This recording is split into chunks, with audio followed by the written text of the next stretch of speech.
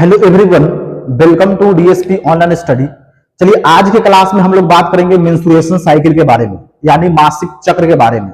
इसको पीरियड्स भी बुलाता है। क्या बुलाता है? पीरियड्स। और इसको महीना भी बुलाता है। क्या बुलाता है?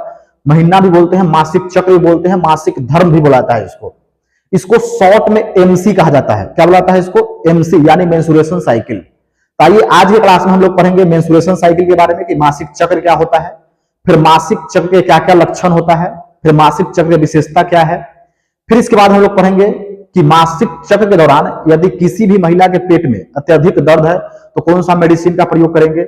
मासिक चक्र के अवधि को यदि लंबा करना है तो कौन से मेडिसिन का प्रयोग करेंगे। आइए इस सबको हम लोग बारी बारी से देखते हैं।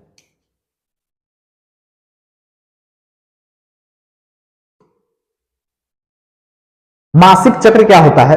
तो महिला के अंदर यौवन अवस्था के बाद प्रत्येक 28 या 29 दिन में योनि के मार्ग से क्या आता है? योनि के मार्ग से रक्त का बाहर आना ही क्या कहलाता है? उसी को बोलते हैं मासिक चक्र। इसका मुख्य कारण क्या है? तो इसका मुख्य कारण है अंडाणु को नष्ट करना। किसको नष्ट करना? अंडाणु को नष्ट करना। दूसरा है इंडोमेटेरियम बाल का टूट जाना। इसी महिला जो है 12 से 13 साल की होती है तो उसके अंदर क्या होने लगता है? उसके शरीर के अंदर जो होते हैं बहुत सारे बदलाव होने लगते हैं, जैसे छाती बढ़ जाना, ब्रेस्ट बढ़ जाना, फिर इसके बाद कमर के नीचे बाल आ जाना, काख में बाल आ जाना। ये सब किसके कारण होता है? तो ये सब जो होता है प्रोजेस्टेरोन और एस्ट्रोजन हार्मोन के कारण होता है। तब इसके बाद जो होता है महिला में जो होता है हर एक 28 या 29 दिन पर उसके वेजाइनल पार्ट से यानी योनि के मार्ग से जो होता है क्या आने लगता है? योनि के मार्ग से जो ब्लड आने लगता है, ब्लड का जो सुगंध जो होता है एकदम सड़े हुए अंडे की तरह होता है। कैसा होता है? सड़े हुए अंडे की तरह होता है। सड़े हुए अंडे की तरह क्यों होता है?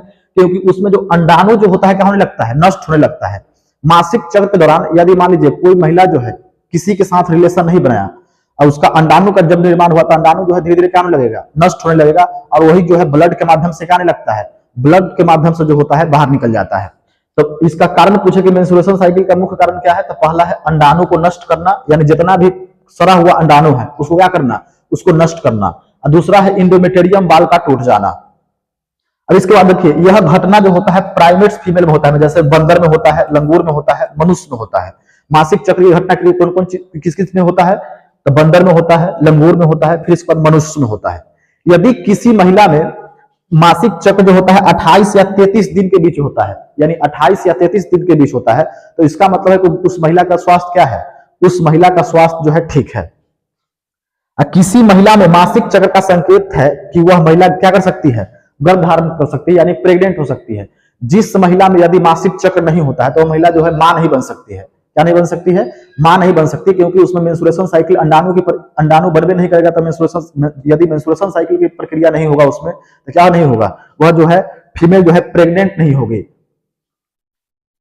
मेंस्ट्रुएशन साइकिल के तुरंत बाद यदि किसी भी महिला के साथ यदि संबंध बनाया जाए, संबंध कितने दिन तक? तो 14 दिन के अंदर। जैसे मेंस्ट्रुएशन साइकिल जो है मान लीजिए 2 तारीख को खत्म हुआ और उसके 13 से 14 दिन के अंतराल में यदि उसके साथ संबंध बनाया जाए तो महिला क्या हो जाएगी? वो महिला जो है प्रेग्नेंट हो जाएगी।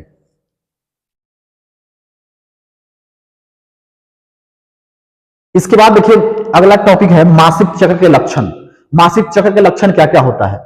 तो पहला है यदि मासिक चक्र होगा तो सिर में दर्द होगा, फिर कमर में दर्द होगा, फिर पेट में दर्द होगा, फिर ऐठन और सूजन महसूस होगा, फिर थकान महसूस होगा, शरीर जो है भारी भारी सा महसूस होगा, यानी शरीर में चिड़चिड़ापन होगा। कैसा होगा?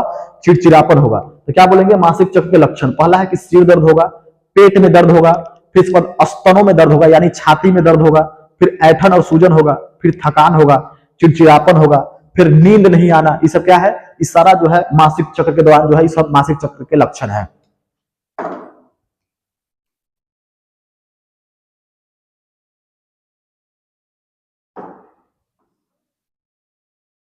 अब इसको देखिए अगला टॉपिक है मासिक चक्र में करने योग्य कार्य। मतलब क्या क्या काम करना है मासिक चक्र के दौरान? तो पहला है कि साफ सफाई पर ध्यान रखना है। दूसरा है कि पैड और सूती वस्त्र का इस्तेमाल करेंगे। फिर इसके बाद है भारी सामान न उठाना है। इसमें जब मासिक चक्र जब रहेगा तो उस समय क्या नहीं करना है? भारी सामान को नहीं उठाना है। फिर इस समय गर्म चीजों का ज्यादा सेवन करना है। यदि किसी महिला को मासिक चक्र के दौरान अत्यधिक दर्द हो तो कौन सा मेडिसिन का प्रयोग करेंगे? नेप्रोबसन और कोडीन नामक दवाई का प्रयोग करेंगे। कौन से मेडिसिन का प्रयोग करेंगे? नेप्रोबसन और कोडीन नामक दवाई का प्रयोग करेंगे। यदि किसी महिला में मासिक चक्र की अवधि किसी कारणवश बढ़ाना है, मान लीजिए कहीं टूर पे जा रहे हैं और मासिक चक्र के दौरान जो है वही समय क्या हो रहा है, उसी समय जो है, जिस समय टूर पे जा रहे हैं उसी समय क्या है, मासिक चक्र का अवधि है। तो उस समय हम लोग क्या करेंगे, तो उस समय जो है मासिक चक्र का कौन सा दवाई का प्रयोग करेंगे, तो डिगोरीनोर नामक दवाई का प्रयोग करेंगे। इसका प्रयोग करेंगे, डिगोरीनोर नामक दवाई का प्रयोग करेंगे। और इसके बाद देखिए मेनार्च क्या होता है, इसको हिंदी में बोलते हैं रज्जो धर्म या रज्जो दर्शन। मासिक चक्र का आरंभ होना ही क्या कहलाता है, रज्जो धर्म कहलाता है। यह यौवन अवस्था में आरंभ हो जाता है। मासिक चक्र कब से स्टार्ट हो जाता है, तो हर एक लड़की में मासिक चक्र जो होता है 12 से 13 साल की अवस्था में क्या होने लगता है, स्टार्ट हो जाता है। मोनोपॉज यानी रजनी वृत्ति, महिला में निश्चित काल में मासिक चक्र आना बंद हो जाता है। एक जैसी महिला जो है 50 से 52 साल की होगी तो उसमें क्या हो जाएगा, मासिक चक्र आना बंद हो जाता है। तो उसी को बोलते हैं मोनोपॉज यानी रजनी वृत्ति। तो जो वृद्ध महिला है वह जो होता है मां नहीं बन सकती। क्यों नहीं बन सकती, क्या है कि उसमें मेंस्ट्रुएशन साइकिल की प्रक्रिया हो भी नहीं करेगा तो मां बन सकती है, नहीं बन सकती है।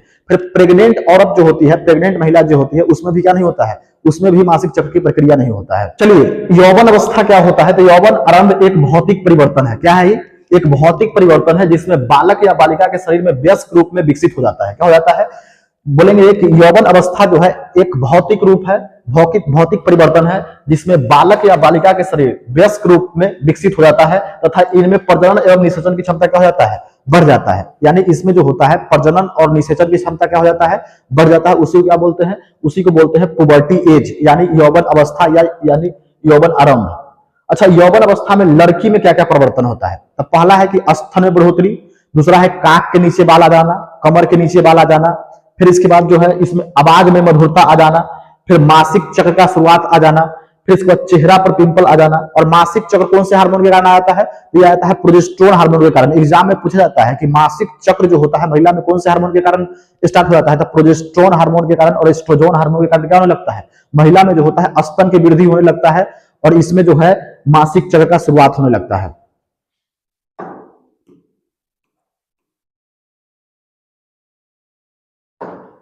फिर इसके बाद है यौवन अवस्था में लड़का में परिवर्तन। तो लड़का में क्या क्या परिवर्तन आता है, तो पहला लड़का में है कि उसका शरीर जो होगा सुडौल हो जाएगा। कैसा हो जाएगा, सुडौल हो जाएगा। दूसरा है कि सीना चौड़ा हो जाना। कैसा हो जाना, यौवन अवस्था में लड़का में क्या परिवर्तन होगा, तो सीना चौड़ा हो जाना।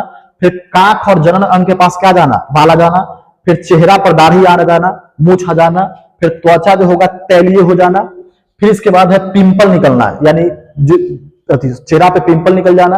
फिर आवाज का भारी हो जाना। और पूछा जाए कि यौवन अवस्था में लड़का में क्या क्या परिवर्तन होता है, तो पहला बोलेंगे शरीर का सुडौल होना, दूसरा जनन अंग के पास बाल आ जाना, फिर इसके बाद बोलेंगे काख में बाल आ जाना, फिर इसके बाद बोलेंगे सीना चौड़ा हो जाना, फिर इसके बाद बोलेंगे आवाज का भारी हो जाना। ये सब क्या है, तो ये सारा जो है यौवन अवस्था में लड़का में परिवर्तन है।